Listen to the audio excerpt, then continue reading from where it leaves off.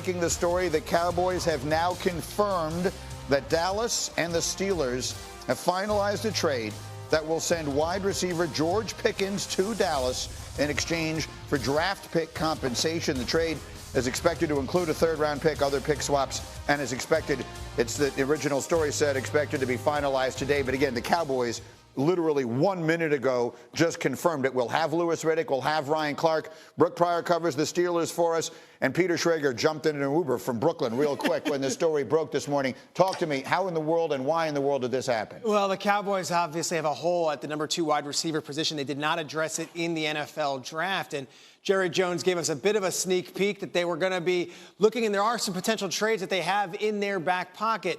Truth of the matter is George Pickens had run his time. He's in the final year of a 3-year of a contract. He was going to be able to hit free agency after this year as the Steelers were not re-upping him, which made him available. The Cowboys were aggressive. They go and they offer a third-round pick and a pick swap. The question, of course, is culturally for Dallas. What does this mean? Pickens, and Brooke could speak to this, sometimes could be demonstrative on the sidelines. Sometimes would throw a fit if he didn't get the ball. We saw on a Christmas Day game him throw his helmet on the sidelines. Mike Tomlin, obviously, it was the end of the rope there, and they are willing to move on.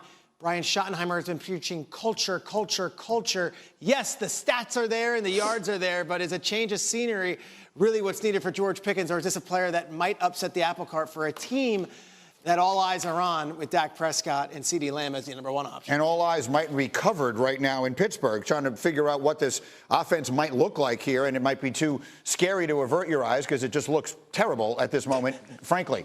Brooke Pryor covers the Steelers day in, day out. I'll ask it to you as bluntly as I can, Brooke. Why did the Steelers trade away George Pickens today? Well, I'd like to go back to 2 things that Schrager just said, culture and that Christmas Day game, because there's no better example of kind of the headache that the Steelers would deal with, because while there is a respect for George Pickens, the talented player on the field, there was a lot that came with George Pickens off the field. At that Christmas Day game, George Pickens arrived to the stadium less than 90 minutes before kickoff. Inactives had already been announced, and I don't know if you remember, at this time, he was also dealing with a hamstring injury. He showed up late, came in the media entrance. This is not normal. There is a lot going on with George Pickens off the field. I think the Steelers looked at this and said, look, he is a good player on the field, but when we look at how this could play out down the line, he could be in line for a contract extension. If he doesn't get that contract extension, is there a holdout? Does it become a distraction? And how explosive does that locker room become if things don't go well this year, or if he becomes, number 2 to DK Metcalf's number 1? This is a situation where it could eventually be addition by subtraction. That is extraordinary insight, and it begets our next question to you, Brooke, and that is one I'm sure you have been asked literally every day since sometime in January. What does all of this mean for Aaron Rodgers? Well, sometimes I'm asked it 3 times a day. This will be one of those days. I cannot imagine that Aaron Rodgers was not aware that George Pickens could be traded. The Steelers have remained in constant contact with him since these conversations began about him potentially landing in Pittsburgh. Based on my conversations in the building, not only are the Steelers aware of what Rodgers has been dealing with in his personal life off the field, but I'm going to guess that that phone works 2 ways, and the Steelers have kept him informed of potential things that they could be going through. I don't think that this is a move that would catch Aaron Rodgers by surprise. Oh, that's exceptional. I'm told we do have Louis Riddick. So we put together all of this football on the fly. It's an incredible job by our team getting our people together here. And Louis, you are the best for jumping in on short notice and doing this. Let's do this from both sides. Let's start with Dallas. The addition of George Pickens, Louis, trading away a third-round pick. They put George Pickens on the other side from CeeDee Lamb. What does this mean for the Cowboys? Look, on the football field, Greeny, obviously it makes sense because we've been saying for quite a while that they need a number 2 opposite of CD. I mean, that's been something that's been said continuously. But look, football isn't just about how it looks on paper and how it looks when you go out there on a walkthrough during OTAs and minicamp. It's about how does this sustain itself and how does it continue to grow as the season goes along? And is it something, especially when you hit the inevitable valleys that you're going to hit during the season, is it something that will still be able to be maintained and something that doesn't become a distraction? Clearly in Pittsburgh, they thought as though this player was a distraction. I heard you just say, look, Brian Schottenheimer has been preaching culture, culture, culture. Everyone around Dallas, everyone outside of Dallas, everyone who talks about Dallas preaches about culture.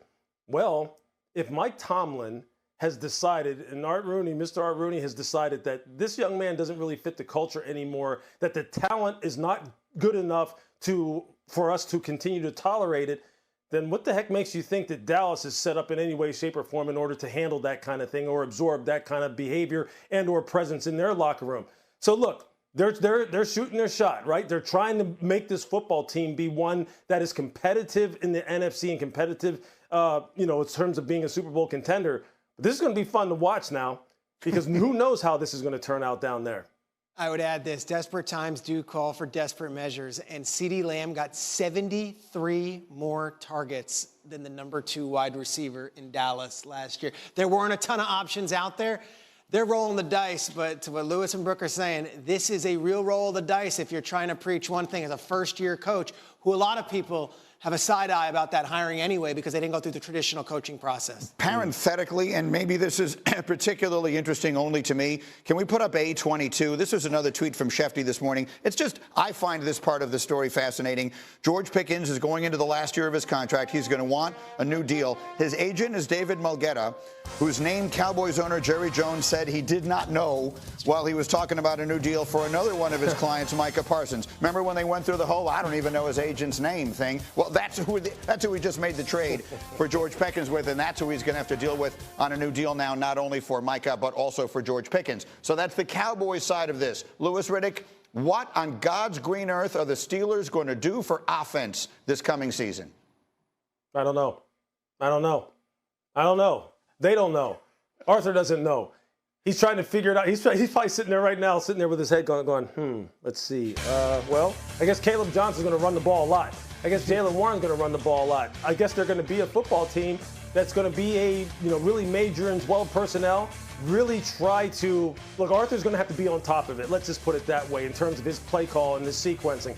The run is going to have to set up the pass. Whoever the heck the quarterback is going to be, whether it's going to be Mason, whether it's going to be Will Howard, whether it's going to be Aaron Rodgers, they're going to have to be on top of it. The defense is going to have to be on top of it because, quite honestly – look, and we don't, okay, let's just put it this way. Just think about it from this perspective. When you're talking about free agency and veteran player movement, all right, nobody knows more about the player that you just shipped away than the Pittsburgh Steelers, right? They know everything there is to know about George Pickens, and they said, we're not going to sign you to a long-term extension. You're out of here.